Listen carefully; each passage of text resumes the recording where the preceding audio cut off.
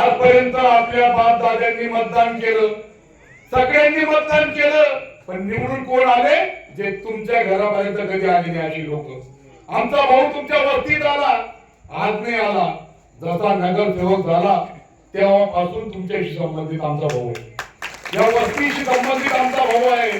तुमच्या माणसांवर, मुलांवर, महिलांवर कधीही अन्याय होऊ द्या.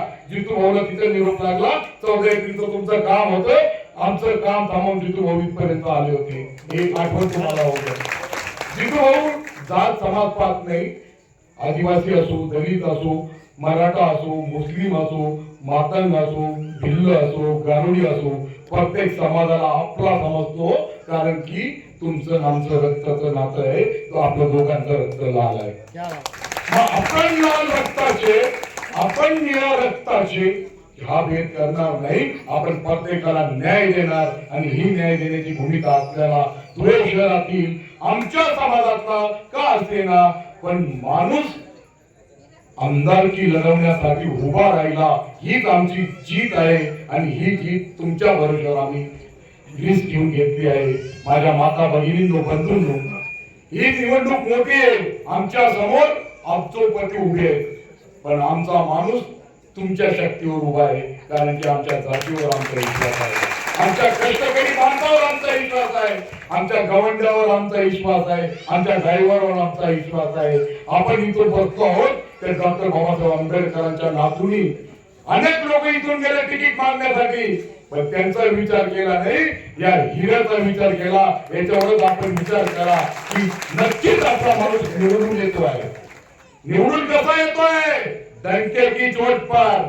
लोक आम्हाला म्हणतायत जितू भाऊ किती मतं घेणार. आम्ही सांगतोय जितू भाऊ निवडून येणार, कारण की हा विश्वास तुमच्या चेहऱ्यावर आहे.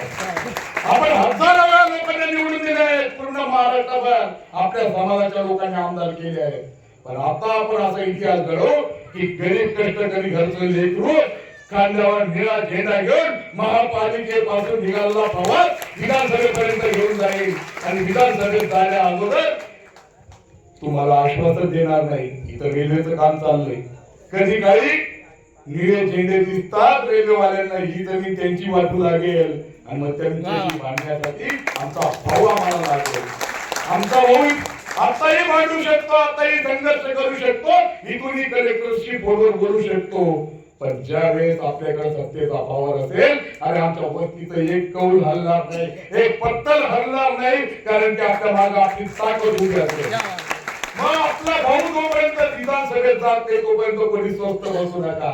लोक फिरतायत, लोक बदनामी करतायत, यांची लोक निवडत नाही. या लोकांना आपल्याला दाखवायचंय की आम्ही इतिहास घडवणार आहोत आणि धुळे शहरातून पहिल्यांदा आमच्या समाजाचा आमदार डंके की चोट पर निवडून आणणार आहोत.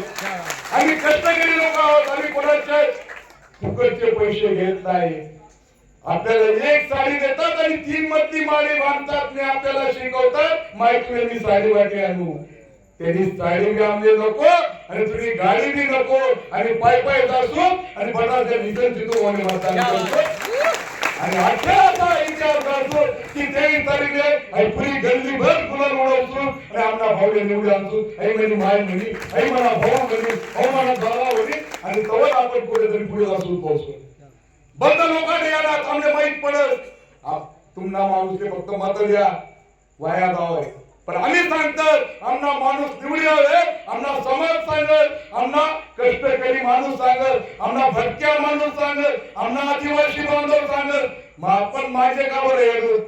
तुम्ही पण प्रत्येकले सांगा, जो तुमने सांगतो या माणूस निवडवणे करत सांगा. आमने निरोप येले आणि आमना भाऊ अत्यंत जिकी जायले, कारण की आमची गल्ली मध्ये होती. आमना भाऊ आमना बहिणी पण सांगी घ्या मी निवडी आणू, तुम्ही फक्त मला आशीर्वाद द्या. तुम्हाला एक एक आशीर्वाद द्या, एक एक भक्ता हिशोब आमने जितू भाऊ विधानसभा मागी मागे म्हणजे मागे. एवढा 60 वर्ष काही पुढा पोरेले काम नाही. आमना पोरं रिकामा फिरतात एमए बीएड.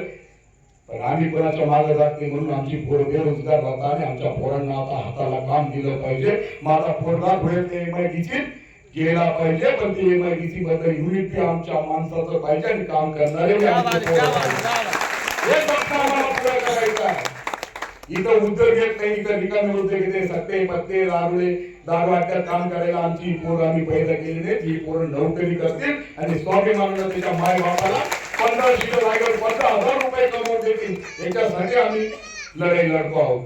आणि ह्या लढाई तुम्ही आमची ताकद आहात, तुमचं एक एक मत आमची ताकद आहे. आम्हाला एक मत दिलं तर तुम्हाला आम्ही लाख मताचं काम विना पैशाचं फुकट जितूभाऊ शिरसाट करून देतील, एवढी जितूभाऊच्या वतीने मी तुम्हाला बोलायला येते.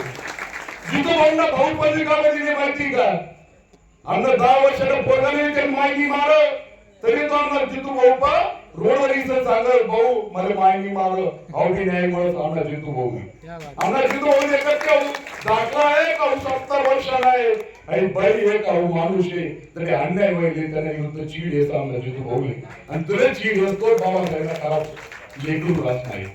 महात्मा फुलेने आपले मोठं करणे, आपलं एक करणं गरीब लेकरू जर विधानसभा मोठं होईल तर देखील मना आवाज पर्यंत जाईल ना त्याची मी विचार करा. तुम्हाला मी लेकरं आपले काम दिले, तुम्ही कोणता जात नाही त्याला संघ आमचे लेणं नाही, आमचे लेणं फक्त आमना गावना पोरगा पैक राहिले पाहिजे, त्याला पैसा पाहिजे, त्याला नजीक जमायला पाहिजे, तो कुणाला नाही फिरायला पाहिजे, कोणी आमना माय बापाचे नाव नाही ठेवायला पाहिजे. म्हणून आमच्या निवडणूक जिंकायची आहे आणि निवडणूक जिंकीसन आमना घरमा सुख शांती कोणता करम कवटा भानगडी कधी सण नाही तर बाबासाहेबांना विचारते एवढंच करायचं. आपण प्रत्येक आपला हात वर करायला आहे, हात वर करणे माय तुरंत हातवर आमना बघ नशीब अवलंबन आहे.